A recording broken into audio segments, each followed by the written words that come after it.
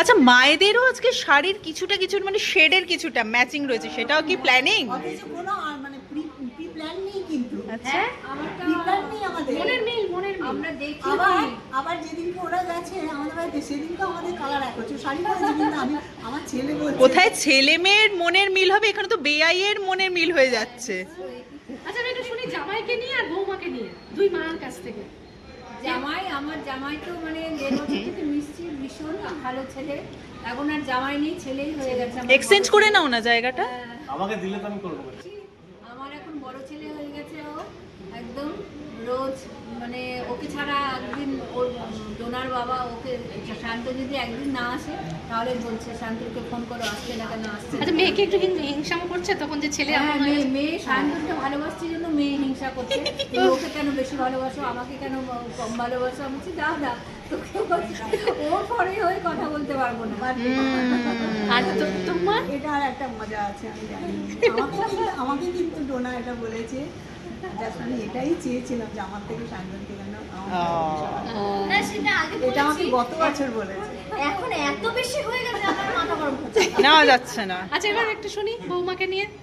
বৌমাকে নিয়ে বললে তো বলার শেষ হবে না, ভাষায় প্রকাশ করতে হবে না। আমার মেয়ে, জাস্ট আমার মেয়ে, আমি মেয়ে মনে করি। ও প্রচণ্ড ভালো মেয়ে, ভালো মাইন্ডের মেয়ে। আমি এত গুছিয়ে বলতে পারি না, তো একদম আমি যা চেয়েছিলাম তার থেকে অনেক বেশি, যা যা চেয়েছিলাম ছেলের বউ হোক তার থেকে অনেক অনেক অনেক অনেক অনেক অনেক বেশি হয়েছে।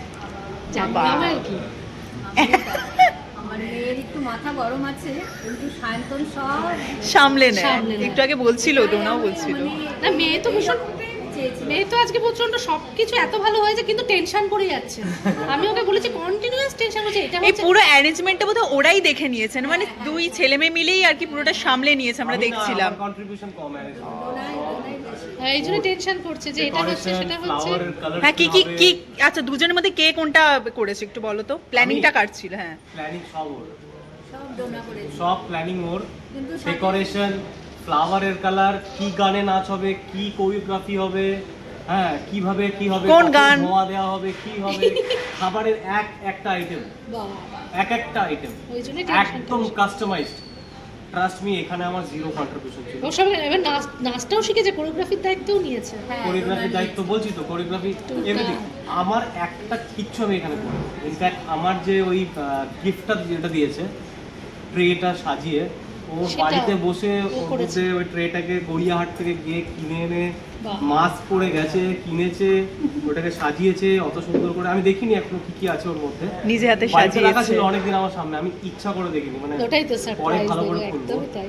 বাট হ্যাঁ, এটা মানতে হবে যে ও বাড়িতে সময় দিয়েছে ঠিক কথা, কিন্তু পুরো সময়টা মানে পরিপাটি করে নিজের বিয়েতে দিয়েছে। আমি ওই জন্য ওর দিকে তাকাই নিয়ে হ্যাঁ। দেখেছি। বাহ, ও কিন্তু এমনি মানে মুখে দেখায় ও কিছু এক্সপ্রেশনটা খুব একটা বেরোয় না বই প্রকাশটা কম, মানে সেই। এই ক্ষেত্রে। হ্যাঁ হ্যাঁ হ্যাঁ। যাক, ঠিক আছে, এটা মা বাবার একটু ভালো। খুব ভালো থাকো একদম। একদম। Thank you. Thank you.